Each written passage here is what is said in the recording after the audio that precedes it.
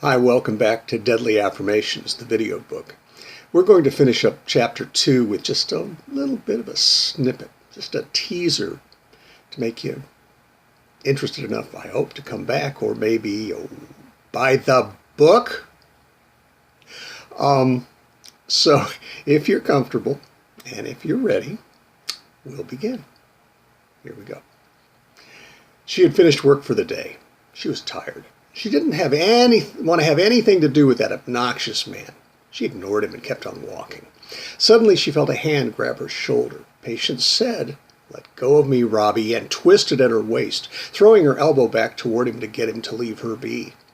Her elbow hit something soft that seemed to cave in as she hit it. Patience turned and saw Robbie clutching at his throat, his face now red and turning darker and now beginning to turn blue. Seconds later, Robbie fell to the floor, trying vainly to breathe. At first, his hands clawed at his throat, but as he weakened, he thrust his hands out toward Patience, vainly begging for help. Patience looked closely and saw that his once prominent Adam's apple was no longer visible, and realized, in one horror-stricken minute, that in her haste to get Robbie to take his hands off of her, she had struck his trachea with her elbow, crushing it. And as his windpipe collapsed and the tissues of his throat swelled at the trauma of her strike, Robbie was rapidly suffocating. Patience looked down at Robbie as he writhed on the floor of the garage. There was no one else around to render aid, but by now it was too late to save him. Robbie's blue eyes stared up at Patience, at first pleading, and then losing the spark that indicated that there was life still there. Robbie writhed briefly, once more, on the concrete, and then stilled.